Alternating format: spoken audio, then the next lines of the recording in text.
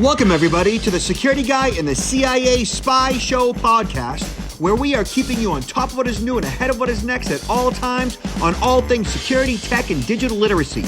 Knowing that when good people like you want to make sure that their money, their family, and their business is safe and secure from attackers, hackers, and thieves, or you just want to make sure your tech is running smoothly, my name is Robert Siciliano. I am the Security Guy, and along with my co-host, Peter Warmka, who is a real and retired United States CIA spy, we will give you every single tool, tip, tactic, and skill that you need to fight the bad guy and keep your physical and digital life secure, worry less, and even make you happier. This podcast will help you breathe easier with less stress and a greater sense of well-being. So let's get at it.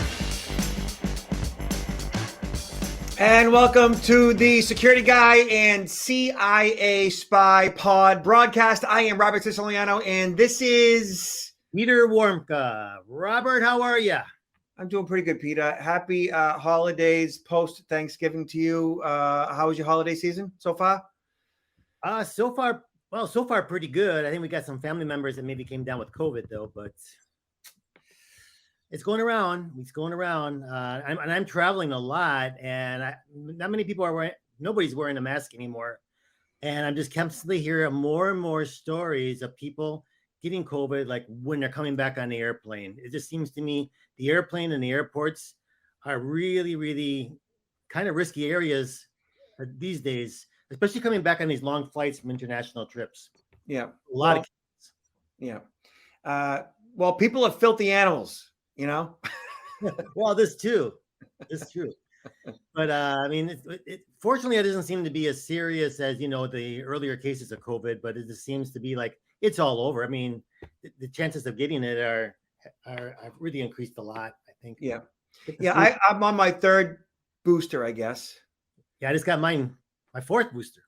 Yeah. Yeah. And I'm cool with that, politically, not whatever. I don't want to get sick. I don't want to pass it on to anybody. I got stuff to do and I got places to go. I got bills I got to pay and family I got to feed. So I don't want to be down for an hour, never mind a week or two. And I know people who, only got their first or maybe even second booster and they were down for a bit, down for up to 3 weeks, or at least they felt the effects of it and affected the quality of their life. So for me, I'm all over it. Like I think it's a smart thing to do.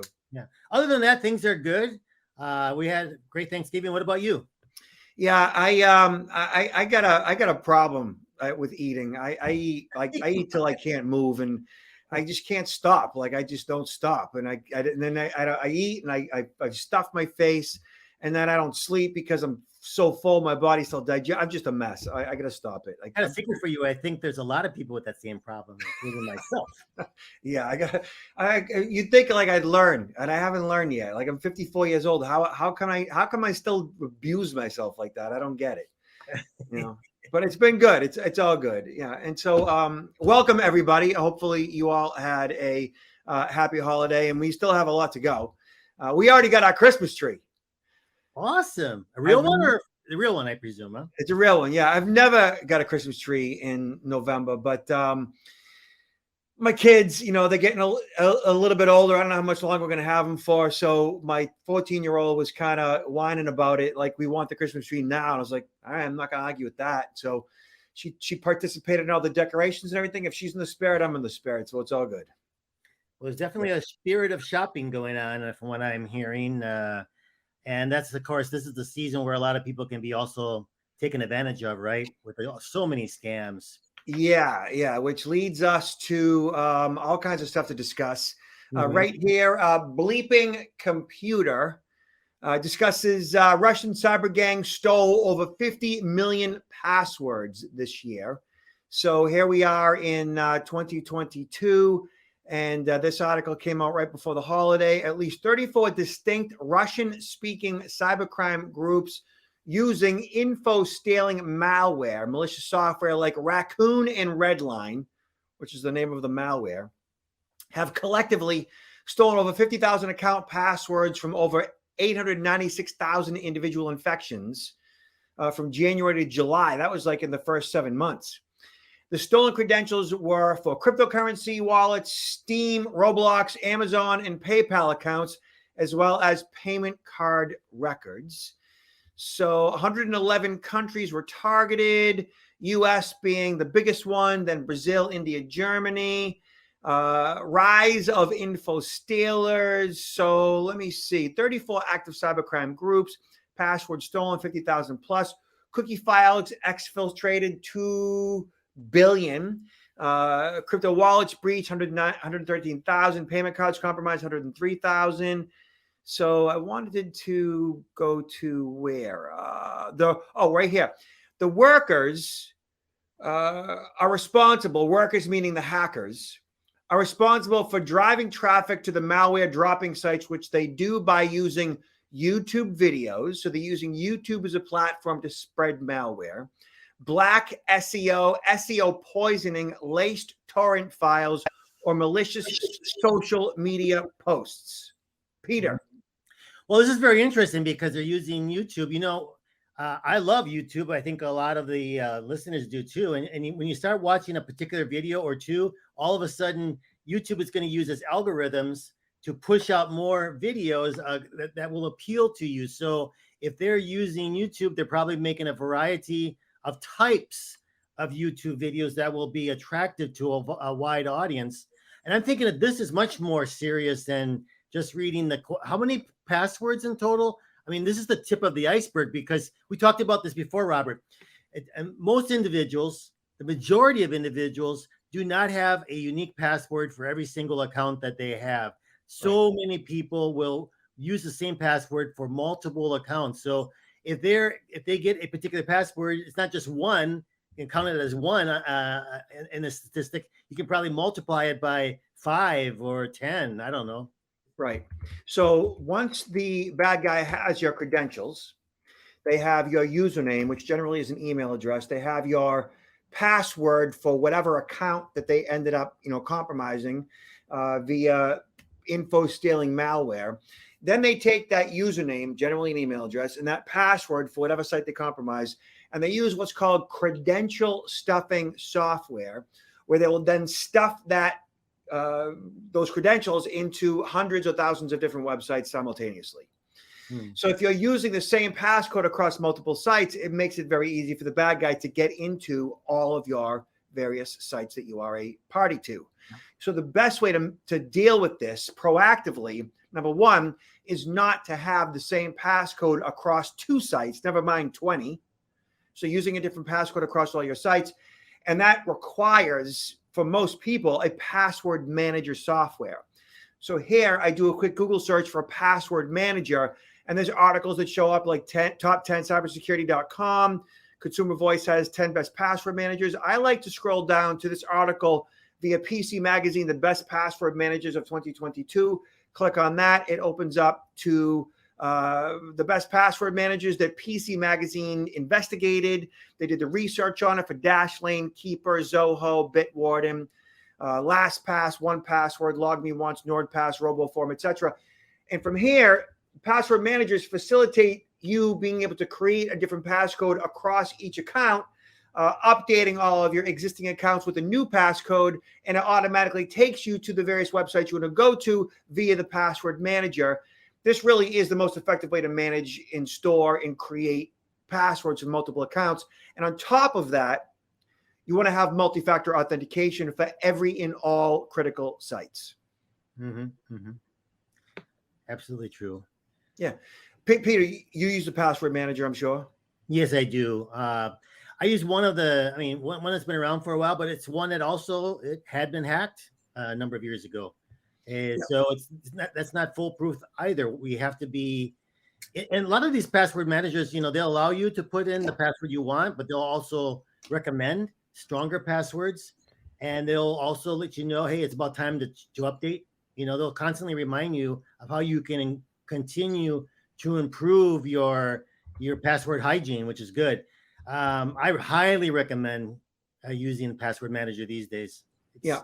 So as far as password managers getting hacked, Peter, I am unaware of a password manager software program being hacked in such a way where all of the user credentials were exposed in plain text. Correct.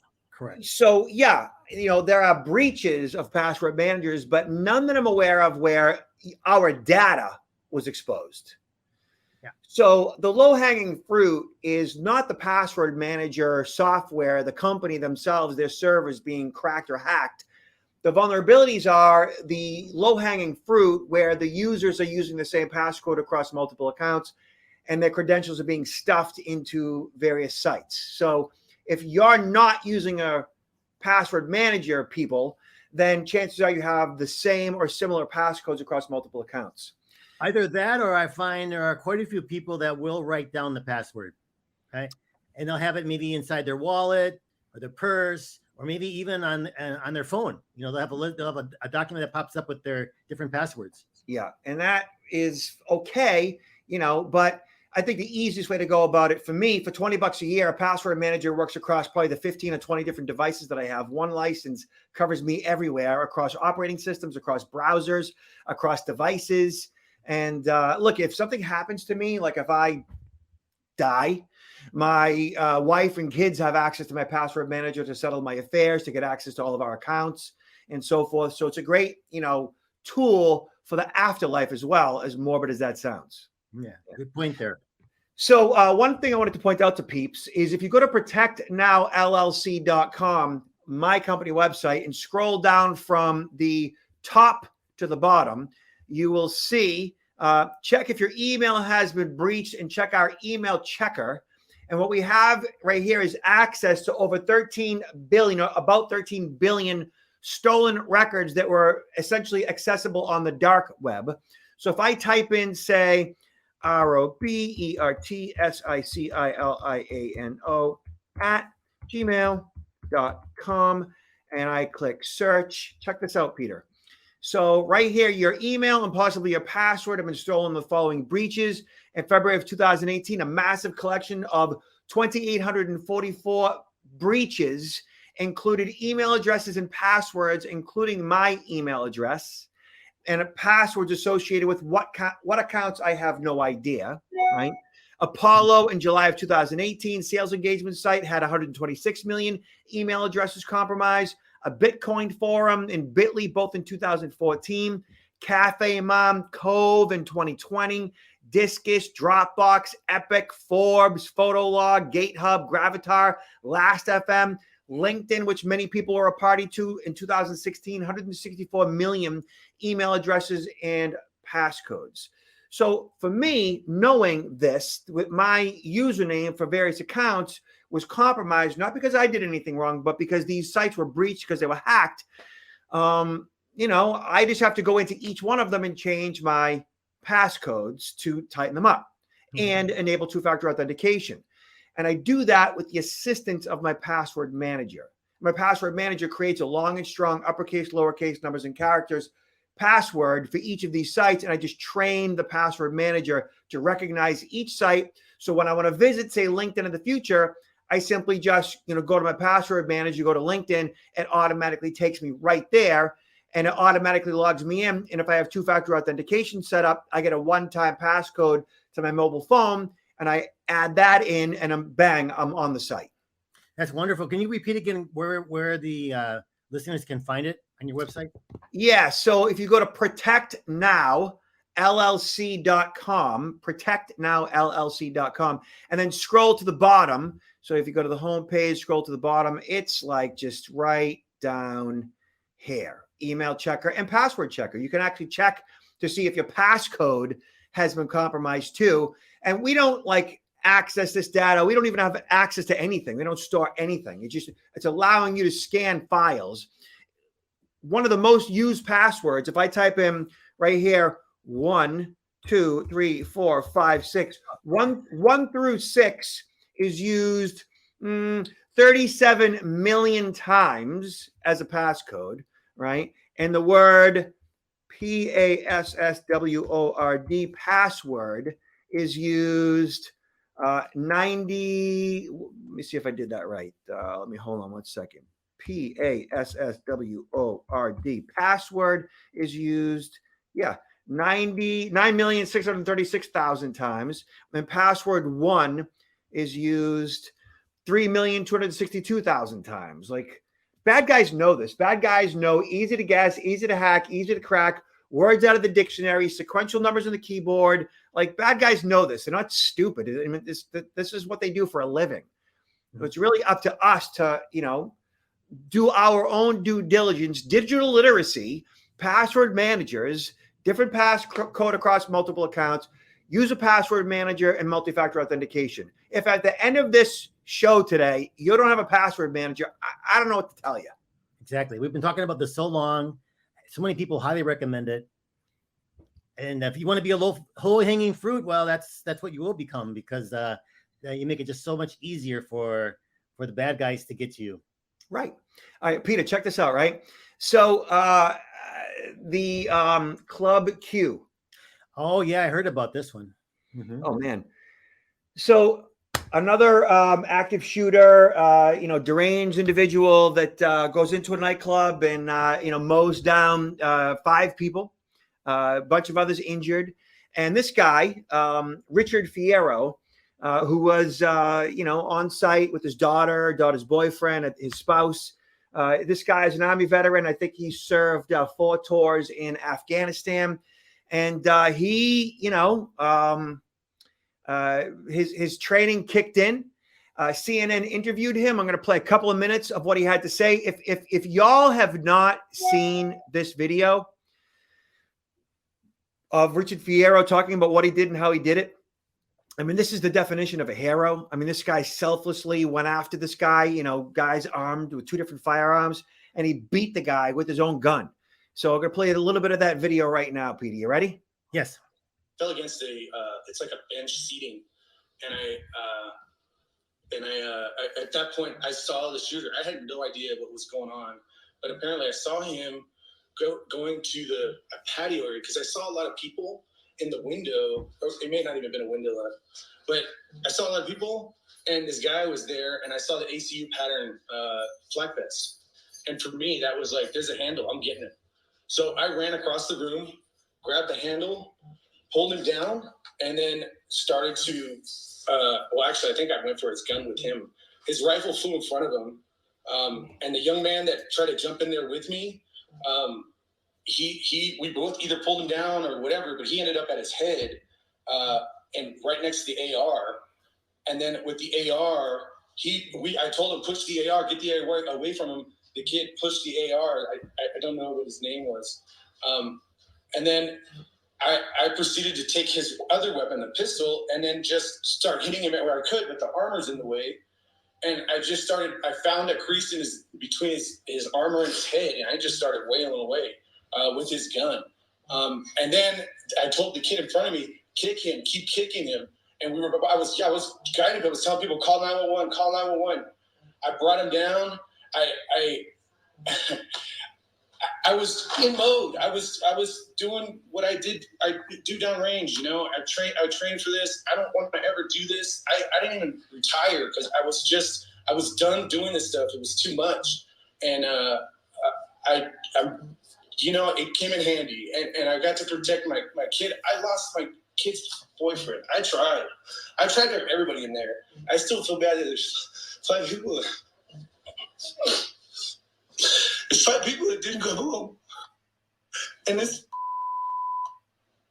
guy, I told him while I was hitting him, I said, I'm going to kill you, man, because you tried to kill my friends. My family was in there. My little girl was in there with her. We are so sorry for the loss that you and your family have gone through, for the loss of your daughter's boyfriend. And we are so sorry for your 2 friends that are still recovering in there. And I can't imagine going through what you and your family did, even with your training. Your training was for war zones. You trained to do that in combat, not out for a night on the town. Yeah, but it lives in you. If you actually do this stuff, it's in you. I was proud to be a soldier. I don't like these guys running around here doing G.I. Joe stuff, and they're not. I'm not a G.I. Joe. I'm just a normal guy, man. I'm protecting my family, and I reached up and I did what I had to do. He did what he had to do, Peter.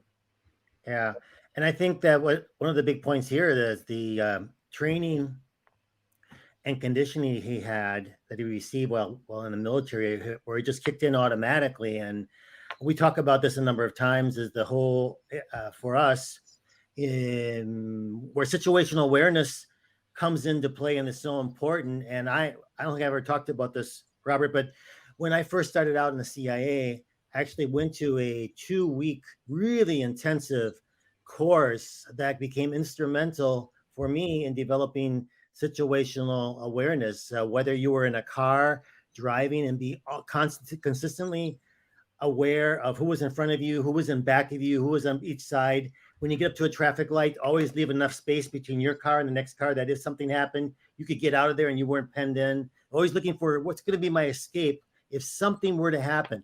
Always looking at who's on foot. When someone's coming up, like we're going to pass, look into their eyes and look into their hands to see if they're carrying or if they're looking at me. And most people, you don't automatically have that unless you grew up on the streets, in an area where you had to really be aware of what was going on because you could be robbed. Most of your listeners don't automatically have that situational awareness, but it's so important. And if there's any way for us to get it, whether it's through some auxiliary sort of training or just try to practice little by little every day, of being aware of what is going on around us. And I think when this happened, there were some people, I mean, not only this, but these other types of attacks when there's like shots going off. Some people might think they're shots. Other people just think it's part of the music and have no idea what's going on. So it's really important to be aware of your surroundings. Yeah, 100%. Thank you, Peter. That was really good. I, teach self-defense, right? I teach, personal protection, and I have daughters, and every time they leave the house, it's like, look both ways, to the right, to the left, knowing what's going on behind you, 50 to 100 feet at all times. My daughter, when she heads outside, when she's on the way to the train, she only wears one earbud. So she has her other ear paying attention to everything. She's always looking both ways, whether it's from predators or stupid people that are driving that aren't paying any attention. So it's always a matter of having your head on a swivel. Every situation you're in, being fully aware of your environment, looking for red flags. And in this case, active shooter, you have options. You don't necessarily have to sit back and be victimized. You may not be the right person to go after the bad guy, but at a minimum, you should know what your options are. Mm-hmm. Yeah. Absolutely right. Thank you, so Peter. sad. Yeah. Yeah. And he is the real deal, that guy. He is the real deal. All right. So this is just totally messed up. Daily Mail does an exclusive. It's frightening for society. Thousands of convicted pedophiles in California are being released from prison in less than a year for horrific acts, including rape, sodomy, and sexual abuse of kids under the age of 14. An analysis of California's sex offenders database shows thousands of child molesters being let out in just a few months. They reveals that more than 7,000 offenders were convicted of lewd and lascivious acts of children under the age of 14. Of those 7,000 pedophiles were released the same year they were convicted. Man, that's a crime. That's even a greater crime, perhaps. Leave these people out like that. I mean, it's insane. California, I think it was a law back in 2016 that if they were considered like a non-violent type of a crime that they were convicted of, that they could be let out after a certain period of time. And for whatever reason, the classification of certain level of sex offenders, for whatever reason, was considered non-violent. And it seems that obviously that has to change, especially, in California and elsewhere, whoever might have adopted similar laws. Look, at what this boils down to is we as a society got to do more to protect our children. And look at Peter, I've been, speaking and training people on personal protection for the majority of my life. And I've learned over the years, and I have some studies to back this up, that probably 96 to 97% of all people are good, and they are trustworthy. 96 to 97% of all people. But what that also means is that probably 3 to 4% of all people are not good, and they're not trustworthy, that they are essentially predators by their nature. Whether they are hardcore narcissists, hardcore sociopaths or psychopaths, that they look upon you and I as their natural prey. And that 3 to 4%, if you look at prison statistics at any given point in time, it's between 1.5 and upwards of 3%. Okay. And if you look at those with antisocial personality disorders, it's anywhere from 2 to 3% at any given time. And this is going to be a bit disheartening to people. And if you look at that 7,000 person figure in California, there's obviously heterosexual and homosexual. Well, if you look at like psychologytoday.com and other resources, doctors, psychologists, they look at pedophiles as being a form of sexual preference. So that being the case, not all pedophiles act on their urges, but I wouldn't trust my kid around them. No, not at all. And that's why I think it's so important that parents have these discussions with their kids to say, these are the types of things that happen. These are some of the warning signs, and you're much better. And you hear about it. I mean, you hear from time when all of a sudden kids were approached by somebody, driving up to them and they did not get into the car and they do the right thing. Right. But I think it's, if the parents don't teach the children regard to this, who's going to? Some of the schools might have programs, but I think we got to really start at home when our kids are very young, because these cases of pedophiles, I mean, it can start when a kid is 2 years old or 3 years old. It's not when they're teenagers per se. Yeah. It's all about, good and bad touches, recognizing risk at a young age, knowing that it's not like just strangers, that it's often people that are known to the victim. In many cases, that might be family members. It could be neighbors.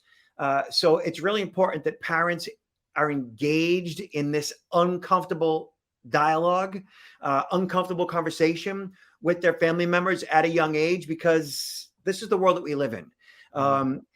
This might sound odd to people, but pedophilia, this is going to sound odd. Pedophilia is normal. And what that means is, it doesn't mean it's okay. It doesn't mean it's acceptable. It means that it's always been like that. It is, and it always will be like that. And these people are, in a sense, just like us. I mean, not necessarily in our preferences, but like they're all around us. It's not okay, but it's normal in the fact that it's always going to be like this. Yeah, I agree with you. It's been around since the beginning of time. And you're right. There's people that if you see them, you interact with them, you think they're like anybody else.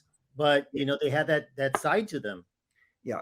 So, Peter, tell everybody what you are up to, where you're at, where you're going to be. Well, I just came back. I usually shouldn't say where I'm going, right? You say after you come back, it's safer to say where you've been. I just came back from Saudi Arabia. Actually, it was a great event, a conference there. I gave 2 presentations.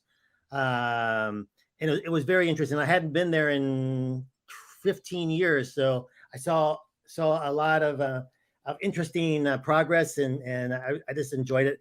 I also came back from DC last night. I'm working on a project with Wondrum to come out with a program that's going to be later in the year available, called How to Spot a Liar and Get to the Truth. Yeah. And I'm going to be traveling in the very, very near future. I won't say exactly when, in the very near future, to Mexico. And I'm speaking at one of the largest banking conferences in Latin America. So I'm looking forward to that. That's exciting. And provide everybody with your website. Yes. Counterintelligence-institute.com. And actually, I feel kind of generous right now, Robert.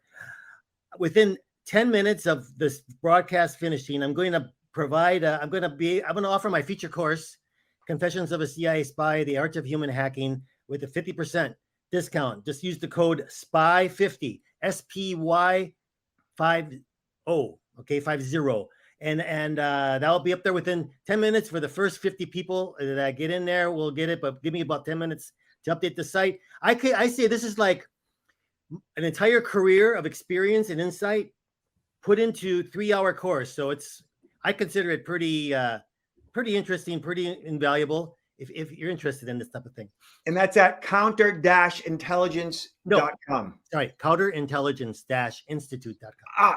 Thank you. Sorry. That's right. Thank you. One more time. Counterintelligence-institute.com. Feature. Perfect. And you can see me and my team online at protectnowllc.com. And Peter, final words. Robert, take care. Everybody listening, take care. Look out for each other. Be aware of what's going on. And when you can help somebody who's in distress, like that gentleman we saw, go in there, and help our fellow human beings out, because a lot of people do need help in different kinds of situations. So let's be on alert. Thank you, Peter. Thank you.